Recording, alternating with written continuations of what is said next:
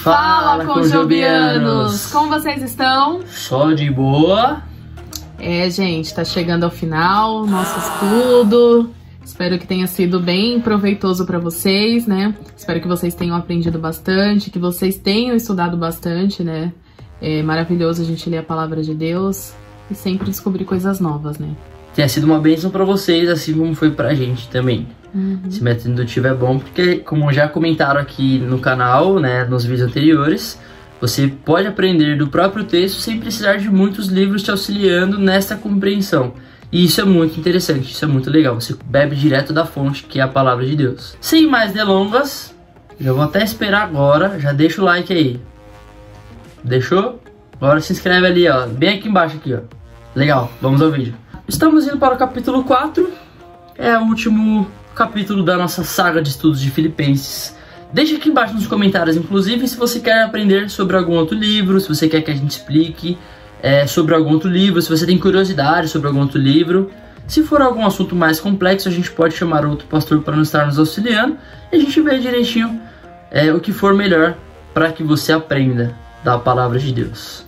Isso aí. Sem mais delongas, vamos para a parte interpretativa. Não esqueça de fazer as marcações, de fazer todos o passo anterior, de analisar o que é pessoa, o que é lugar, tudo isso que a gente já vem falando nos vídeos anteriores. Se você não sabe o que a gente está falando, volta lá no primeiro vídeo, assiste o primeiro, o segundo, o terceiro, o quarto e hoje esse último vídeo, que seria o capítulo 4. Vem aprender junto conosco esse método indutivo. Então Paulo ele encerra essa carta que ele escreve à igreja de Filipe e ele fala: portanto, meus irmãos, a quem amo e de quem tenho saudade, vocês que são a minha alegria, a minha coroa, permaneçam desta forma. Como? Sendo minha alegria e a coroa, ou seja, a igreja, exemplo, modelo, que eu tanto me orgulho de falar para as pessoas que eu estive aí com vocês, pregando, e hoje eu posso ver o fruto disso. Então continue desta forma, firmes no Senhor, ó amados. Então ele deixa bem claro, do começo ao fim praticamente, que essa igreja é uma igreja muito especial para ele, né, Paulo, e que eles de fato são muito amados por Paulo. E ele continua, versículo 2. O que eu rogo a Evódia e também a Sintique, que eram duas líderes dentro da igreja, é que vivam em harmonia no Senhor. Lembrando que Paulo estava preso neste período que ele escreve essa carta aos Filipenses. Então quando ele fala, eu rogo a Evódia e também a Sintique que vivam em harmonia no Senhor, é porque provavelmente existia uma briga de lideranças, né, uma briga de líderes dentro da igreja, e Paulo queria acabar com isso, porque não faz sentido você ele vem construindo uma ideia desde os capítulos anteriores de união, comunhão, amor entre irmãos, e aí depois ele exemplifica isso dentro daquela igreja. Então, olha, é bonito nós andarmos em união, amando uns aos outros. Agora, Sintique e Evódia, líderes da igreja. E não façam o contrário, não fiquem em desunião, não fiquem com brigas, mas vamos amar uns aos outros. Nós somos filhos do mesmo Deus, nós fomos salvos pelo mesmo Senhor. Então não tem por que a gente ficar brigando, não briguem. E aqui é interessante, né, que Paulo deixa claro que elas são salvas, né? Não é porque elas estavam enfrentando esses desentendimentos que elas não eram salvas. Pelo contrário, quando ele fala que os seus nomes estão no livro da vida, né? E ele fala um pouquinho antes também, pois lutaram ao meu lado na causa do evangelho, né? Com Clemente e os meus demais cooperadores. Então, essas mulheres, elas eram líderes influentes dentro da igreja, né? Elas trabalhavam, elas eram muito ativas. Por algum motivo, elas estavam se desentendendo. E a gente sabe o quanto é importante que a igreja viva em unidade, né?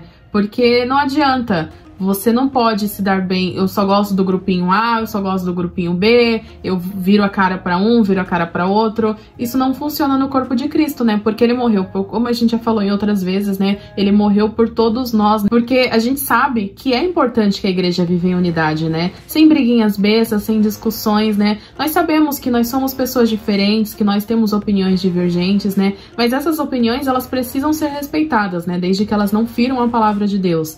Mas a gente tem que amar o nosso próximo, independente de qualquer circunstância, né? Então, por isso que Paulo estava aqui orientando. Elas são líderes, elas exercem um papel importante dentro da igreja. Então, é importante também que elas se resolvam. Se elas têm algum desentendimento, que elas se resolvam, né? Vale a gente ressaltar o seguinte: No verso 4 ele fala assim, ele complementa isso tudo que a gente está falando aqui, Paulo complementa. Ele fala, alegrem-se sempre no Senhor. Novamente direi, alegrem-se. Então ele frisa bem, nesse contexto, que o Senhor, ou seja, Deus, ele é o ponto principal nessa toda essa questão.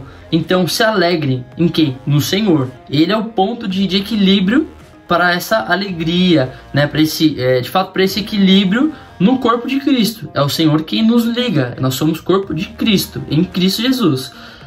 O que isso tem a ver? Quando as opiniões divergirem, né, vale o respeito, desde que não fira coisas bíblicas. Então, verdades bíblicas absolutas. Então, o que eu acho, o que eu penso, não tem importância frente ao que a Bíblia está falando. Então, se a Bíblia está falando que A é A e B é B, eu não posso, com o meu achismo, achar que A é B e B é A. Muito pelo contrário.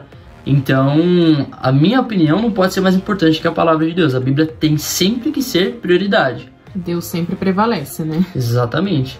Acima de todas as coisas. E é muito legal quando Paulo fala que alegrem-se, né? Ele fala no modo imperativo. Ele não fala assim, se você quiser, se alegre, né? Se você tiver num dia bom, você se alegre. A gente vê aqui que ele não abre precedentes, né? Ele não impõe condições. Pelo contrário, ele fala, alegrem-se no Senhor sempre, né? Então o cristão, ele precisa ser alegre, né? Ele precisa contagiar as pessoas com alegria, com a paz que vem do Senhor, né? Então, a gente não tem que ficar cabisbaixo, a gente não tem que ficar se entregando aos problemas da vida, né? Nós temos que ser gratos. E as pessoas, elas precisam ver que nós somos crentes felizes, né? E aí ele continua no verso 6, não andem ansiosos por coisa alguma, mas em tudo pela oração e súplicas e com ação de graças, apresentem seus pedidos a Deus. Então, simboliza uma questão de estarmos próximos a Deus, de Deus estar literalmente no nosso meio. Se nós estamos no mesmo propósito de servir a Deus, se nós estamos unidos em Cristo, Ele se fará presente no meio do seu povo. Então tem muito a ver com proximidade, com uma coisa íntima de fato, nessa questão de oração. Apresentar a Deus os seus pedidos, as suas súplicas, como povo, todos unidos no mesmo propósito. Então Deus, ele estará perto, Deus estará próximo de vocês.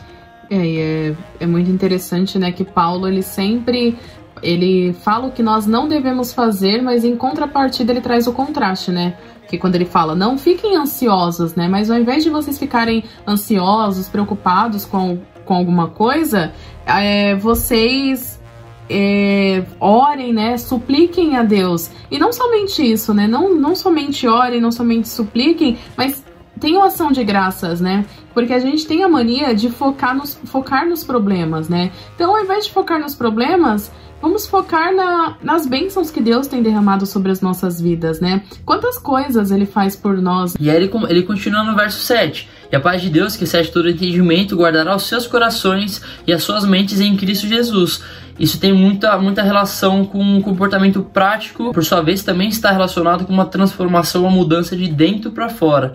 Então, uma renovação de mente em Cristo, obviamente com a ação do Espírito Santo na vida da igreja, né, com todos os irmãos agindo em comunhão entre si, sendo Cristo o único elo deles, sendo as orações e súplicas da igreja conhecidas diante de Deus, tem tudo a ver. Ele desenha de uma forma prática esse comportamento no sentido de Deus guardar os corações e as mentes dos filhos de Deus, do povo de Deus em Cristo Jesus, desta forma. E é que ele fala: finalmente, irmãos, tudo que for verdadeiro, tudo que for nobre, tudo que for correto, tudo que for puro, tudo que for amável, tudo que for de boa fama, se houver algo de excelente ou digno de louvor, pensem nessas coisas, né? Então, ele faz um complemento ao que ele fala sobre não ficar ansiosos, né?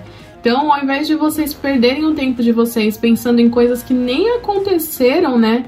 Ele fala, pensem em tudo aquilo que é verdadeiro, né? Não fiquem fantasiando, nem aconteceu ainda e você tá imaginando, vou perder meu emprego, nem aconteceu nada, meu chefe me mandou uma mensagem aqui agora.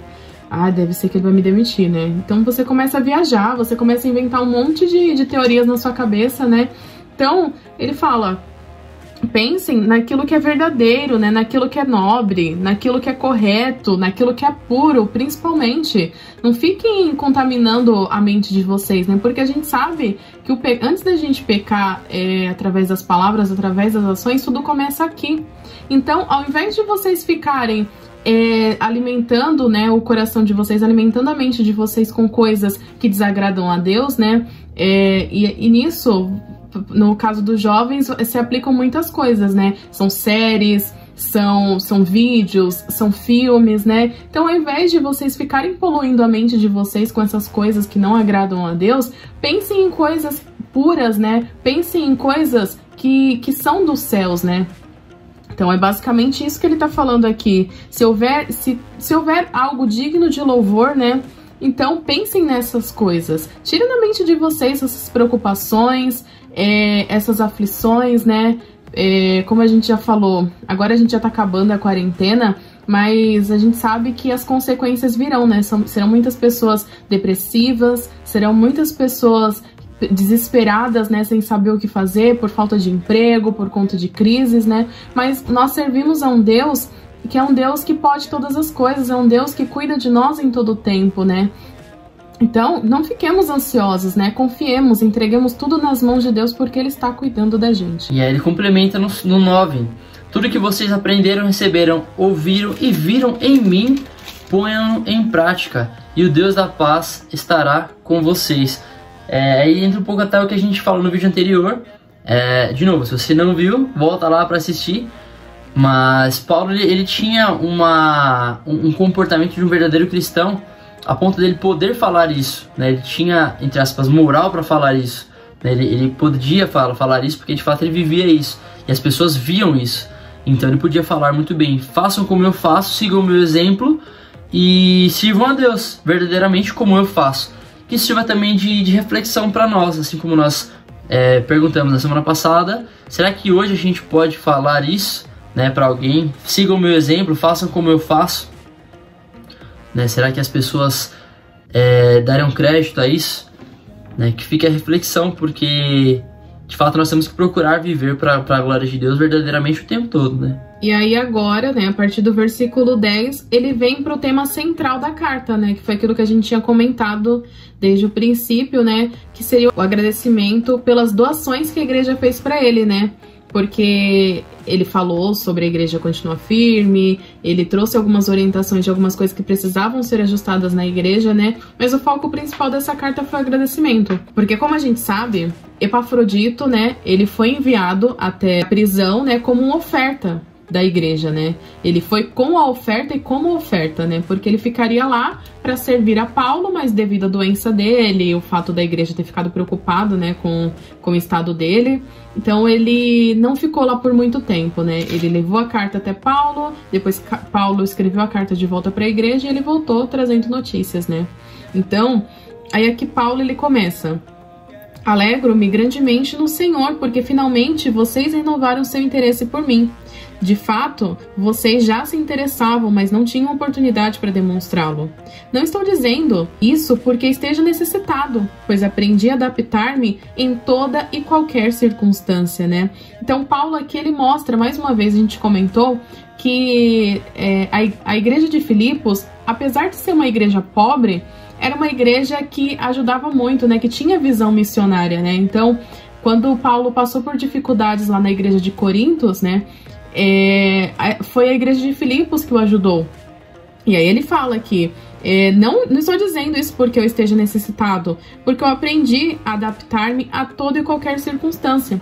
Então Paulo não era um pastor que queria dinheiro, né, que ganancioso, muito pelo contrário, né, ele estava louvando a Deus pela vida dessa igreja que o tinha ajudado. Mas ele fala, eu não tô dizendo isso porque eu sou necessitado, né. E aí ele fala: eu aprendi o segredo de viver contente em toda e qualquer situação, seja bem alimentado, seja com fome tendo muito ou passando necessidade, né? Então aqui ele faz alguns contrastes, né? E a gente sabe que a vida de Paulo não foi fácil. A gente sabe que ele passou por momentos bons e momentos ruins. Então ele fala, eu aprendi a ser feliz, mesmo passando por dificuldades, né? E aí ele termina com um versículo que é muito conhecido pelas pessoas e que elas costumam tirar de contexto, né? Quando ele fala, tudo posso naquele que me fortalece, né? Então, a gente pegando todo esse contexto, a gente tá vendo o quê? Posso todas as coisas, em outras versões, né? Posso todas as coisas em Cristo que me fortalece, então eu posso comprar um carro, eu posso financiar uma casa, né? Mesmo não tendo condições de pagar, vou parcelar em 300 vezes, né? Aí eu vou comprar a televisão do ano, o celular do ano, tudo do bom e do melhor, porque a Bíblia tá falando que posso todas as coisas naquele que me fortalece. Não, gente. Não é nada disso. Errou! Aqui Paulo ele tá falando que ele pode todas as coisas, ele pode passar por qualquer situação porque Deus está o fortalecendo. Então, não é que nós podemos fazer o que a gente tiver vontade que Deus vai nos fortalecer. Não, nós sabemos também que a palavra de Deus nos fala que no mundo nós passaríamos por aflições. Então, não é porque nós somos salvos, né? Nós somos crentes em Cristo Jesus, que nós não passaremos por dificuldades, né? Nós passaremos por problemas. Nem todo mundo nasceu para ser rico, nem todo mundo nasceu para ter do bom e do melhor. Mas Paulo ele fala que nós precisamos ser alegres, né? Tendo pouco ou tendo muito, né? Nós temos que seguir o exemplo dele. E aí ele complementa essa ideia. Então ele vem falando, não é que eu estou passando necessidade, eu estou pedindo ajuda para vocês, porém posso todas as coisas. E ele fala no 14, apesar dessas coisas, vocês me fizeram bem em participar de minhas tribulações. Ou seja, vocês me fizeram bem, vocês me ajudaram muito. Então eu reconheço, por mais que eu não esteja pedindo, entre aspas, esmola, ou pedindo o seu dinheiro, não estou interessado no seu dinheiro, eu reconheço que vocês fizeram bem pra mim quando vocês participaram das minhas tribulações, me ajudando de forma financeira, me ajudando nos meus mantimentos. E ele fala no 15, como vocês sabem, filipenses, nos seus primeiros dias no Evangelho, quando parti da Macedônia, nenhuma igreja partilhou comigo no que se refere a dar e receber, exceto vocês. Então vocês foram os únicos que me ajudaram no meu ministério no sentido financeiro, ajudando com os meus mantimentos, né? E ele continua, pois estando eu em Tessalônica, vocês me mandaram ajuda, não apenas uma vez, mas 2, quando tive necessidade. Não que eu esteja procurando ofertas, ele volta de novo a falar isso, reforçar isso, mas o que pode ser acreditado na conta de vocês. Ou seja, eu não estou focando no seu dinheiro, eu não preciso do dinheiro de vocês, porque em Cristo eu posso todas as coisas para fazer a boa obra, para trabalhar para Deus. Então não importa o que eu passe, Deus vai me fortalecer, porque de fato foi sincero, vocês me ajudaram por Jesus, por Deus, né? Quem honra, né? Se a igreja de Filipos teve essa visão, ajudou Paulo, né, como a quem ajuda um amigo, então nada mais justo do que Paulo reconhecer isso e Paulo honrar a igreja, né, por essa ajuda, por esse auxílio. Então foi isso que ele fez. E aqui fica de reflexão pra gente, né, como é que tá a nossa vida, a nossa visão missionária, né? Será que a gente fala que ora e nem ora? Será que a gente contribui? Será que nós fazemos parte daquele grupo de pessoas que falam, eu não vou devolver dízimo, não vou dar oferta, porque eu só estou enriquecendo o bolso do pastor, né? Será que a gente está pensando no nosso próximo também, né? Eles têm necessidades também. Os filhos deles têm necessidades também. Então fica uma reflexão para nós, né? E não tem desculpa, porque como a gente já viu aqui, a igreja de Filipenses tinha muitas pessoas pobres, né? E mesmo assim eles deram o melhor que tinha. Qual é o melhor que vocês têm para dar para Deus, né? E aí ele finaliza esses pensamentos, né? Reforçando de novo no 18, como o Mara falou, quem honra a honra. Recebi tudo e o que tenho é mais que suficiente. Estou amplamente suprido agora que recebi de Epafrodito os donativos que vocês enviaram, ou seja, a oferta de vocês que vocês enviaram por Epafrodito. Recebi tudo e estou muito bem suprido agora, graças a Deus e a vocês que ajudaram. Elas são uma oferta de aroma suave, um sacrifício aceitável e agradável a Deus. Não pense que você está enriquecendo o pastor ou que você está sustentando o pastor, etc. Você está participando da obra de Deus. Se você não pode largar as suas coisas, a sua vida confortável, né, o seu emprego legal, que você é bem remunerado, para ir para o campo pregar, tem gente que vai, tem gente que se dispõe. Então a sua obrigação é orar por eles e ajudá-los com os seus dízimos e ofertas, né? É aqueles 10% que a Bíblia nos diz, né, que é o mínimo. Você não está dando para Deus, você está devolvendo para Ele. Então você está ajudando para que a obra continue. Existem pastores e missionários que infelizmente não têm os mesmos recursos financeiros que você muitas vezes, mas é o filho deles que precisa ir no médico, passar nas consultas, é a conta de luz, é a conta de água que vem para eles também e vence, e eles precisam ter os mantimentos. A obra de Deus, ela nunca vai parar. Não pense que você é o único exclusivo, né? Se você não der, Deus está te oferecendo um privilégio de você participar desta obra. Se você não enxerga dessa forma, paciência, azar o seu. Outras pessoas vão ser abençoadas por estarem abençoando esses grandes homens do Senhor. E aí ele continua no 19: o meu Deus suprirá todas as necessidades de vocês, de acordo com suas gloriosas riquezas em Cristo Jesus. A nosso Deus e Pai seja a glória para todo sempre. Amém. E aí aqui ele finaliza a carta, né? Saudando todos os santos, né? Saudando o povo de Deus, né? Em Cristo Jesus.